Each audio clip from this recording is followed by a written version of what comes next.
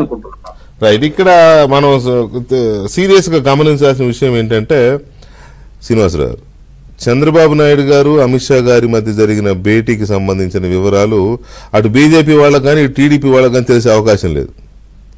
ఎందుకంటే చంద్రబాబు నాయుడు గారు నోరు విప్పరు, అమిత్ షా గారు నోరు విప్పరు, ఎవరికీ చెప్పరు, నో డౌట్.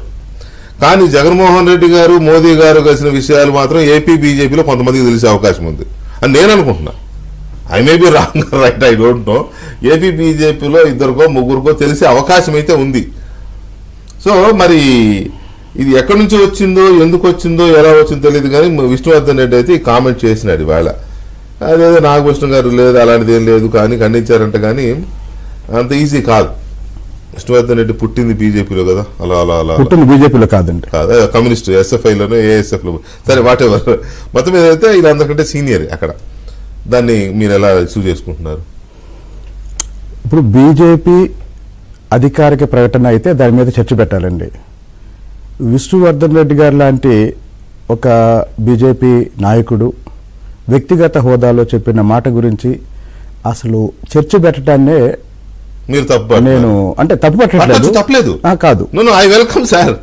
మీరు తప్పు పడతానంటే నేను ఇంకా సంతోషిస్తా.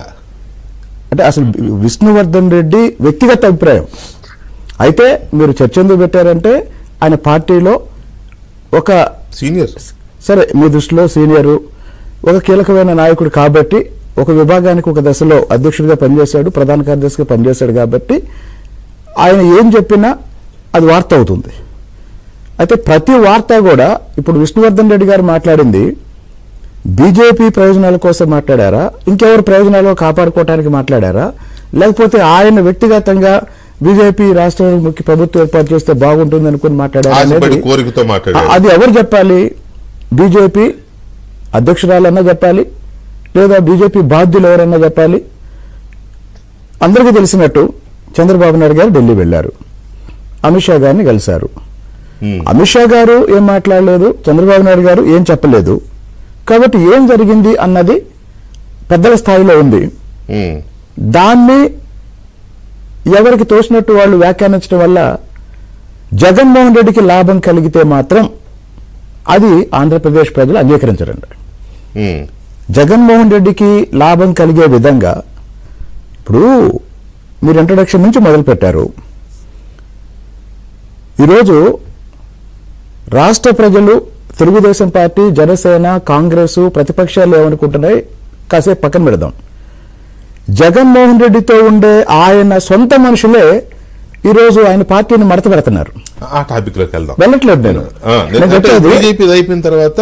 సరే, బీజేపీకి సంబంధించి ఒకటేనండి, అధికారికంగా బీజేపీ నాయకత్వం లేదా తెలుగుదేశం పార్టీ నాయకత్వం, జనసేన నాయకత్వం ఏదన్నా అధికారికంగా మాట్లాడినప్పుడు, అధికారికంగా ఇది పార్టీ విధానం అని మాట్లాడినప్పుడు దాని మీద చర్చిద్దాం. అలా కాకుండా విష్ణువర్ధన్ రెడ్డి గారు లాంటి నాకు మంచి మిత్రుడు అండి ఆయన, అందరికీ మిత్రుడే. కాబట్టి ఆయన వ్యక్తిగతంగా అన్న దాని మీద అంత పెద్దగా చర్చ జరగాల్సిన అవసరం లేదనేది నా అభిప్రాయం. మీ అభిప్రాయం అంతవరకు బాగుంది, నేను కాదనట్లేదుగా. I respect your opinion. కాకపోతే వాళ్ళ పార్టీలోనే చర్చ జరుగుతోంది. వాళ్ళ పార్టీ వాళ్ళ బాస్ అంటే ఇప్పుడు అధికార ప్రతినిధి కాబట్టి వాళ్ళ చీఫ్ స్పోక్స్ పర్సన్ ఖండించారు కాబట్టి అందువల్ల ఇది చర్చనీయాంశం అవుతోంది. సో ఓకే, బీజేపీకి సంబంధించినంత వరకు అది అలా ఉంటే, ఇప్పుడు ఈ ఆంధ్రప్రదేశ్లో చేతులు మడత పట్టడం, కుర్చీలు మడత పెట్టడం ఏంటనేది ఇప్పుడు ఇది ఒక పెద్ద సమస్య అయిపోయింది.